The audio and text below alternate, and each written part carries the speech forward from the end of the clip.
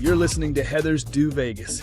Join your go-to gal for all things celebrity gossip, reality TV reviews, fashion tips, and of course, all of the inside scoop on Sin City.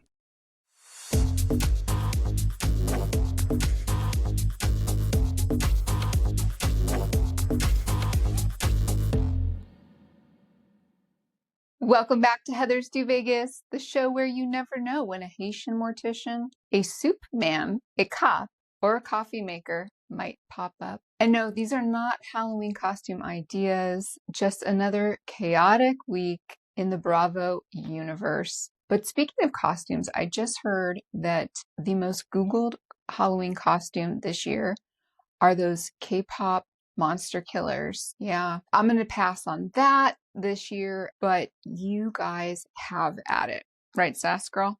I've got my intern Sassy here right next to me, so you may hear her chime in once in a while. We've got Mason, the head of security, always ready to pounce. That's right. So let's get into it. We're going to start it off classy here before we go to the chaos, friends. We lost an icon, Diane Keaton, the queen of chic neurosis and turtlenecks. Yes, R.I.P. She gave us The Godfather, Father of the Bride, Something's Gotta Give, just true cinematic comfort food. And I heard her interview that she did years ago regarding the casting of The Godfather. She says that she was actually cast before Al Pacino, and I guess her and Al Pacino actually dated. And she has a quite an impressive dating roster. I will tell you, I did not know this until I've been seeing all of these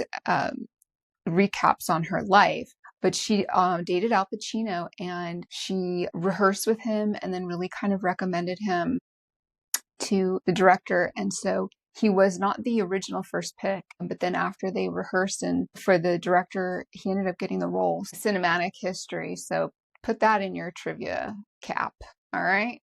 In AMC Theater, this is really cool, is even doing a Diane Keaton marathon week. They're playing a bunch of her classics. Just raise your glass, babes, to wit, warmth, and wide brimmed hats for Diane Keaton. So from movie legends to messy divorces, Denise Richards and Aaron are in the courtroom crossfire. This is ugly with a capital U. Sounded like she has been able to get him and his family out of the home that is in her name in Malibu that they've been kind of squatting in, more or less. And yeah, just the accusations. I mean, they're flying like how Denise does Casamigos tequila shots. Sorry. I had to say it.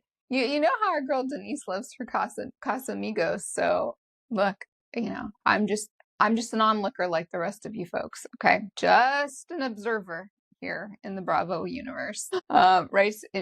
And Sassy too. I mean, Sassy's watching. She watches more than I do, you guys. I'm telling you.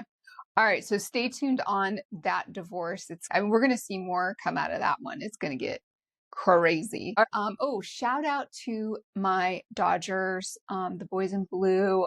I'm wearing my Dodger blue today in honor. They are in the NLCS series and are up 2 games.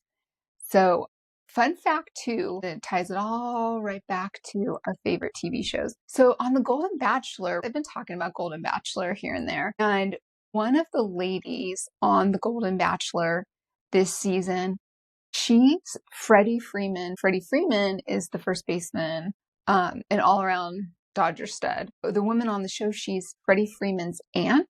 Pretty sure she's the aunt. I saw this a couple weeks ago. And she runs his foundation, his charity. Yeah, kind of cool. I'm assuming they're blood related, not just in-law related, because they definitely look related. You know, that's a strong batting average for some good genes, right?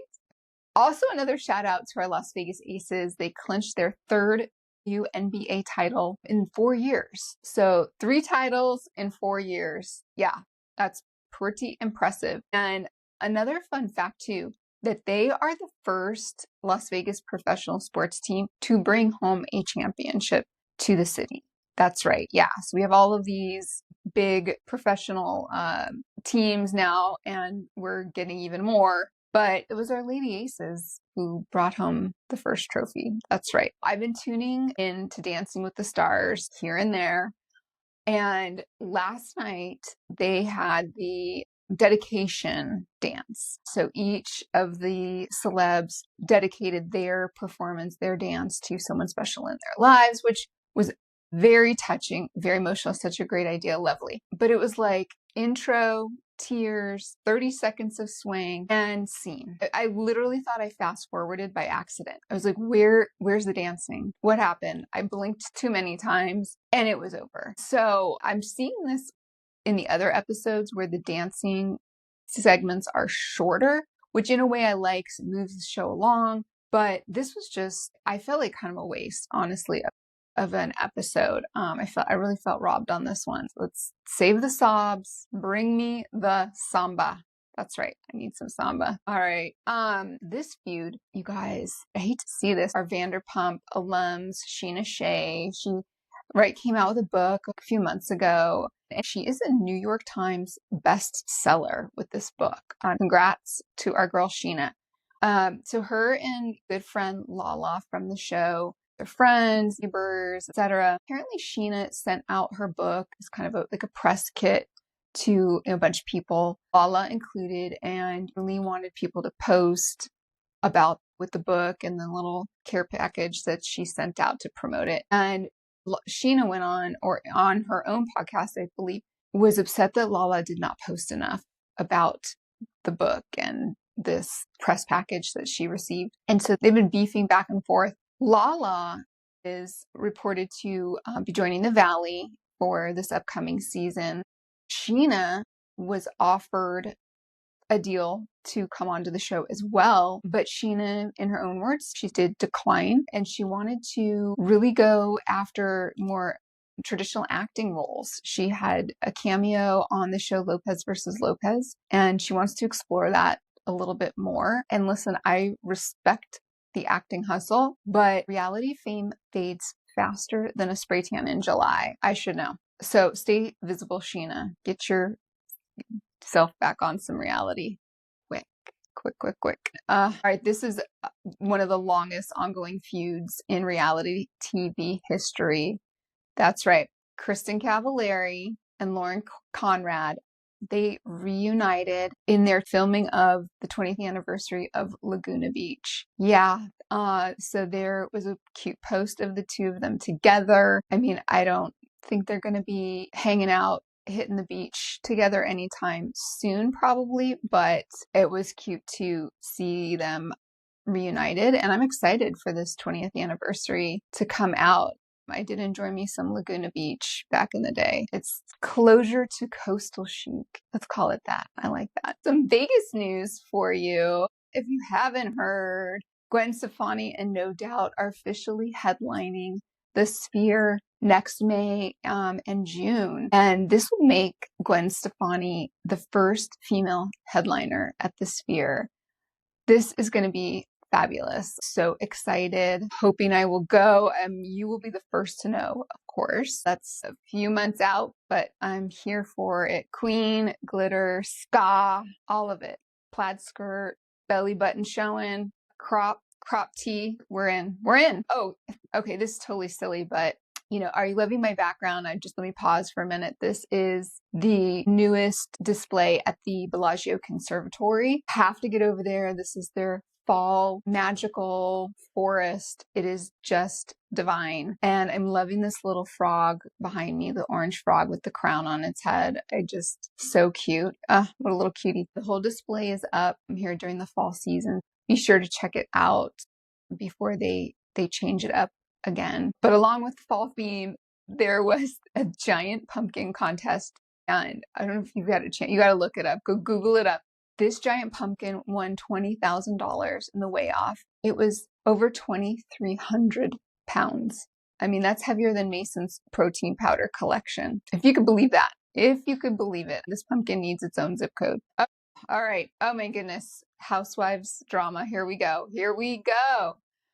Potomac.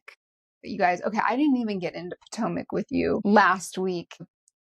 that's okay, because really the headline here is Dr. Wendy and her husband, Eddie, Happy Eddie, as he calls himself, they're in a lot of trouble.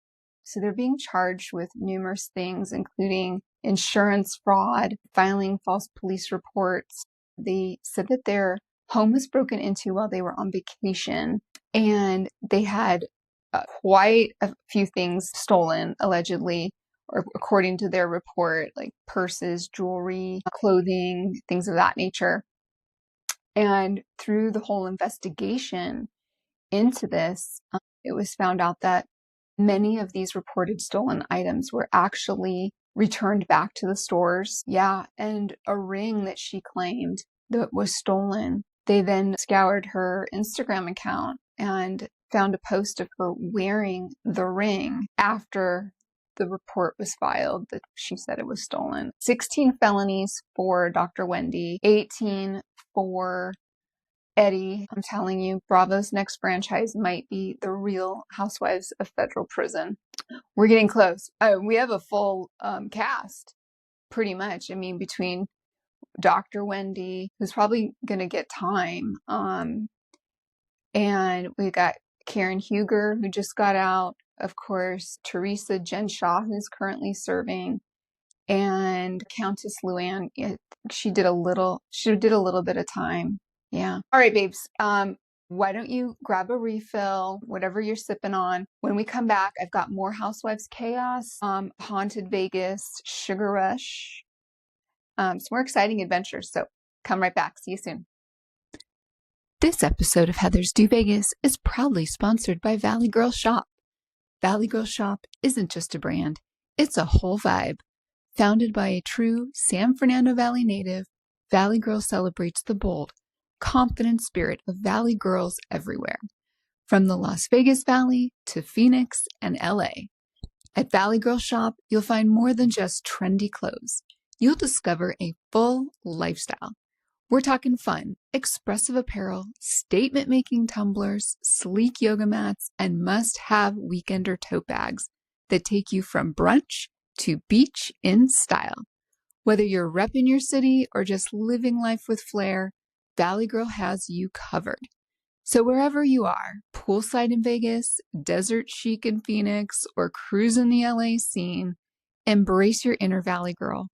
Let our collections inspire you to live boldly, dress confidently, and celebrate your unique vibe every day. Shop now at valleygirlshop.com. That's valleygirlshop.com. And we're back.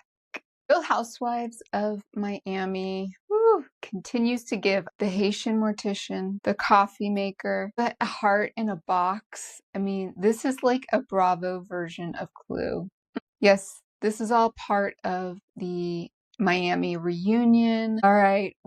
First of all, this is the best Housewives reunion ever. I am not typically a fan of the reunions. I don't always watch them. I don't always watch all the episodes. I can't get enough of this. I wish this would be like 6 episodes. This is hysterical. I mean, these women just don't stop. It is too funny. Too funny. And I'm loving how instead of cutting, to the commercial traditionally, they're following them backstage, going into the dressing room. I mean, this is the kind of stuff we need. We've needed, because listen, we're all veterans here with these shows, right? We've been watching them close to 20 years now, and they've been feeding us kind of the same formula, if you will, right? We need a little spice. Let's change it up a little bit. Throw us a little curveball. And that's exactly what they're doing here with Miami. And it's not disappointing. This is exactly what we need. All right, so the shocker of Julia and Adriana, their affair, and now it's just gotten so explosive. Adriana is throwing out everything, including a Haitian mortician and a cop. And Julia, she is really getting exposed. I kind of feel like she really had this kind of goody-goody persona, and that's going away real quick.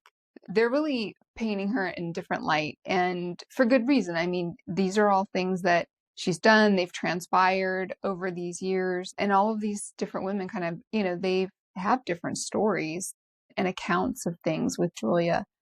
And I got to tell you, I'm feeling bad for Martina, Julia's wife.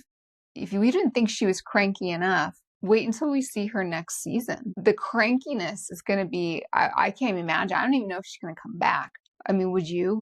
Would you want to be on this show after your spouse's confession during this reunion? It's just bananas. So the next episode is coming up this week. We'll talk about it on next week's episode, but it's some juicy juice. Telling you.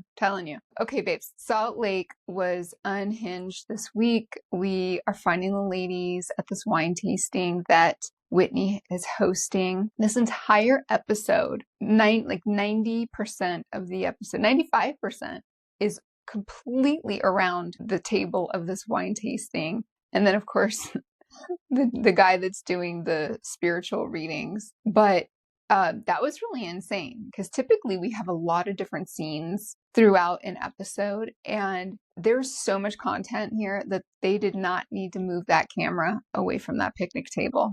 No, sir. I'm telling you. Okay. But what we don't need anymore is Lisa versus Angie or Lisa versus anyone for a while. It's like we're reaching Groundhog Day levels of feuding. Lisa's not getting any better. I told you she needs a speech and debate coach, someone from BYU, the community college. I don't know. Maybe there's somebody that Ben Affleck somebody through his acting contacts that probably to help train people in their acting roles on how to debate, come back with some zingers, a law student even. I'm telling you, somebody, we need help. It's a 911 over there. Yeah. And I'll tell you what, there are two people I would not want to have a fight with in a dark alley, a verbal debate fight with in a dark alley. And that's going to be Angie K and Bronwyn. Yeah, that's right. Now, what did get me thinking was, have we ever seen Angie K and Bronwyn go at it? I mean, Bronwyn, this is only her second season. I'm unclear on that. Sassy, can you do some fact checks for me, please? Fact check that one, Lisa and Angie K. Thank you.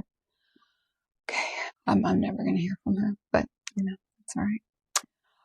Okay, Bronwyn's outfit. Let's just talk about this, right? So she is well known for her couture, which some people call costumes, and I think some of them are ridiculous, are really, really ridiculous. This outfit she was wearing at the wine tasting, I adored. This is the best thing I've ever seen her wear. Go look it up. Go get it on the gram, I'm sure. So cute. All the girls were except for Angie K, came in with some leopard dress, which was gorgeous, but not on theme. The rest of them, though, did try to come in with something very spring, floral. And this dress had this gorgeous overcoat that matched the dress. Just all these flowers. It's so hard to describe, but just stunning. I love it. I wonder if Amazon has a dupe of that. I'm going to have to go check that out. But Sassy, get on that Amazon dupe. She's on it. Okay. Oh my gosh. And I love the fight about the zip code. That's the best kind of conversation we want to be a part of, is them all debating on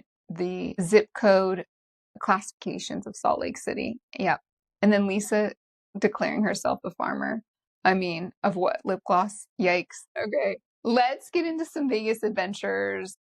I went and I hit up the Sugar Factory over at Planet Hollywood, and it's a Halloween fever dream over there. I am telling you, like spider webs, skeleton hands, flower walls with neon signs that say Vegas baby. It is so much fun, so much fun.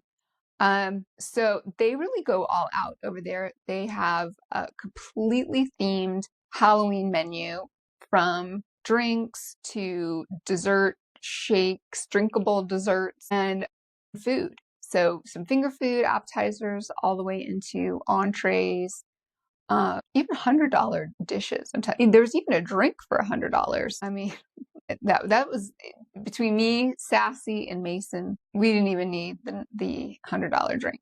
At any rate, so I went for the sampler platter.